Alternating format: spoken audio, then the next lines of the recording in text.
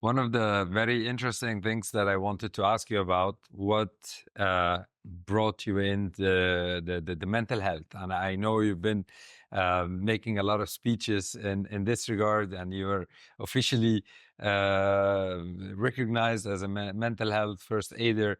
What does it mean? What is a mental Yeah, health first aider? yeah. I mean, who am I, a lawyer talking about mental health, right? So Exactly. first of all, I'm not a psychologist. I'm not a psychiatrist. I'm not a therapist. I'm an attorney. So I'm not advising people. I'm not providing advices. I'm just, I had a personal story with mental health. I had a family situation that really got into me and what made me unable to function as I should. And it brought a lot of perspective to me, I have to say. It wasn't easy at all. And I had to go and reflect on my career. And I realized that I was running on empty for a long, long time. And Alhamdulillah, I got out of this and I start to feel better. And I start to go and see a therapist. And as you can imagine from my upbringing, talking to a therapist about my feeling. No, if I had a headache or maybe someone like broke my arm, my father would tell me go and have a nap. You wake up better. Like very traditional man. I'm a very traditional man. So talking about mental health and talking about emotions is no way. And you're a lawyer too. Yeah. So, but subhanallah, what happened to me in my personal, I'm not gonna call it setback. It's an unfortunate thing that happened, and really affected my ability to continue do what I do as a lawyer. And I hit the rock bottom, and then I started to reflect on life and my career and what I do. Alhamdulillah, God showed me a whole new different world that I can actually be more successful, make more money, have more freedom without the need of keeping up with this facade. When I say facade, I mean the corporate facade that we as lawyers have to keep up with, right? So that's how it started really. And I started to feel better. I started to understand things about myself better. I didn't know myself that much, to be honest. And I could see myself performing better and doing things for the right reasons. And I realized that I was running on empty in the last God knows how many years, and this is wrong. And I see this in a lot of workplaces. I worked with so many bosses, and I've seen. Um, I was very hard to manage, by the way. Yeah, and but the secured bosses, the one that are comfortable, the bigger ones, always managed to work with me very well. But the ones that were insecure, we couldn't work together at all. And I could see the insecurities that lawyers sometimes deal with and the conflict they internally deal with on a regular basis. And this is not healthy at all. And I remember one of the people I used to work with and share an office with would say things like, whatever happens of the day, we need to carry on and just water over the duck head. And I thought about that. I said, no, I'm not sure I agree.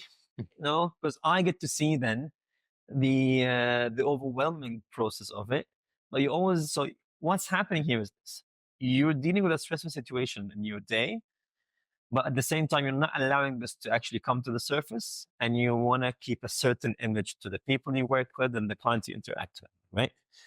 And this is a very dangerous place to operate from, right? Because what's happening is you are expanding the gap between who you really are and how you're currently feeling at the moment and what you're supposed to be doing. There's a facade that you need to keep up with, how you dress, how you look, how you talk.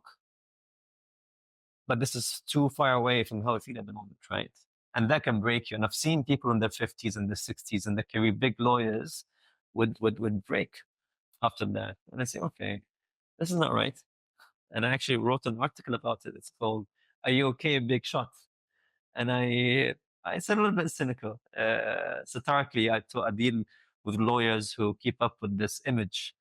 Imagine yourself walking into the office with a black coffee guy walking into with your full suit, three pieces, conquering the world. Let's close this deal. Let's have the submission done. Okay, that's great. But are you okay? Are you sure you're Are okay? you okay, buddy? By the way, it's okay not to be okay, by the way. Yeah. So And this is very important. Funny enough, I had Harvey Specter photo on the I think just to be more cynical about it, right? So that's how it started, really, and it's an interesting topic because I'm an advocate of it. I'm a big believer in it, but I'm also realistic. I don't believe in life work balance. It doesn't make sense. I think it's a made up cliche thing. No, Yeah. we deal and work with clients who operate on a high pace, very high pace, very stressful businesses, and they need the lawyers to be ready, and they should because they're paying for that. So the expectations is that you should be sharp, smart, know the answer, ready, available, approachable, right? And we cannot change that. So the idea is, how can you actually operate in this high stressful job, yet creating a space for you to operate in a healthy way, right? Imagine like working in the ER and you see all this blood and death and sad and cryness and say, no, I can't handle it. And if you can't handle it, it's not meant to happen for you. But the idea is, it's a stressful job. How can I manage it, right? So this is what I'm trying to do. It's a big, something very important to me. And I can give you a simple example. Have you noticed how do you breathe when you draft your emails? I've never put any attention to that. If you see, you'll be surprised. You don't breathe well at all. Mm. When you have a tense email to draft, you don't breathe well. It's like, I noticed when I started hearing the clicks, tick, tack, tack, tack, I was like, oh my God, I'm very angry. see, Yes. you see. I met Mo Gaudet. Yeah. Yeah, the great guy. He was a great guy. I was invited by Dubai League in Affairs Department to one of the symposium, and he came and spoke, and we connected. And such a lovely guy. And he talks about the tiger. He talks about anxiety is good. Mm. When you face a tiger, you shouldn't be anxious because your body wakes up. You need to run, breathe, sweat. You need to survive. And the body should give you this booster, the anxiety, to make you go from 0 to 1,000 or 100, depending on how serious the situation is, to survive for a certain amount of time, and then your body comes back. We do that every day, my friend, without a tiger. Yes. Right? So it's scary. It's sad. It's very sad. It's a very, very stressful job, and I can understand if lawyers, specifically lawyers that don't have hobbies, or they don't do sports, or they don't have a very stable family to go to, it can be a very tough job. And I've seen a lot of my colleagues switching out of this career in general because they can't take it anymore. Yeah. Yeah. Yeah. Yeah, So yeah. it's real. It's true. Have you seen the news of this partner from Penson Mason who committed suicide? Oh, no, I haven't. It's crazy. Unfortunately. Wow. It's last year. I mean, Yeah. a few months ago. Yeah. Sad. You can go and check it out. She was working on a big deal, and the talks around it is she was very stressful, and she decided to end her life. And this is a lawyer who appears from the surface to be very successful, very presentable, looking top notch, Yet there's something in the background I'm not showing you. And I get that, and it's very sad, to be honest. Like, look at me now. I talk about it publicly, openly, and I love it, right? Yet, the first time I talked about it publicly, and again, I'm not a therapist. I don't talk about it. I moderate sessions, and I bring people who knows the topic to talk about it. I just have a vision of what I want to do, what my message is, but I also know my boundaries. I'm not going to be influencing people. What do I know, really? So I remember the first time I collaborated with some of my clients. Stigma Insurance was one of them. They do out of the work in mental health. Dr. Saliha Afridi, who's a big name in the Ministry of Happiness when we had this ministry. She's also the founder of Lighthouse Arabia, such a public figure in mental health. We brought Kiran Skar, such a renowned lawyer, former GC, Eleanor Novery type of lawyer, and a personal trainer, and we kind of make the discussion flow in a certain way. And I bring it together, and I had nothing in it. I just complete passion driving, talking to these strangers. None of them knew each other, convincing them that I want to do this. Dr. Saliha, bless her. I tried to find it. She's a very busy lady. she was very kind to come and said, yes, I'll come and speak. And it was a non-fee generating event. And I remember we did the brochure. It was lovely. And then okay, now we're going to market for the event, right? Again, I'm on the point of the stigma that lawyers have and to this poor partner who ended her life because of this stigma. She didn't speak up. Yet someone like me who talks about it and did all this work to gather all these people, now it's time to market for it, right? I go to my LinkedIn, I start type in a decent way, I'm not moaning, and I said, hey, people who know me, I had a family situation that really affected me, and I was blessed to have my own practice now, and I saw abundance, and I could see that all these fake ideas that I had for success doesn't exist. I can express how I feel and take care of myself while being this and that. Here I am. I was 35 back then, 35 years old, single father of 3. I tell you, your mental health matters. Very nice, subtle way of messaging it. I couldn't post it the same day.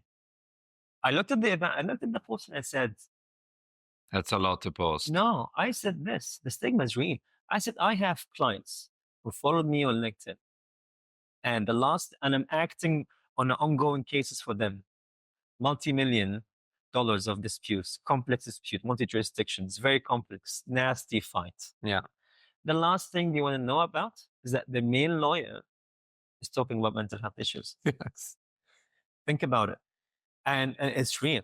If you one of your loved ones is doing a surgery and you learn the day before that or the same day that the surgeon is having a mental, how would you feel about it? What would you do? I feel very bad. You change it. Most probably. Right. Why? Because I understand that the mental state and the emotional position where you are affects your performance and everything. You see. So there's an element to that scares people. And I wasn't delusional. I said, okay, I might lose business out of that. And I'm sure that people might come and say, hey, Ahmad, what are you doing? No one has told me that in my face. Yeah. Right? But I'm sure that I have a lot of peers and friends and clients. Oh, is this mental health? Are you crazy? Something wrong. Yeah. Why? No, we don't say. But I said, you know what? This is such an important thing to me because it tackled me personally and I felt better out of it. I'm going to do it regardless. And if I lose business out of that, that's fine. The beauty of this client came and thanked me for my post. And I didn't know that at all. He said, I had the same family situation and I couldn't speak up. Thank you so much. I'd love to continue working with you.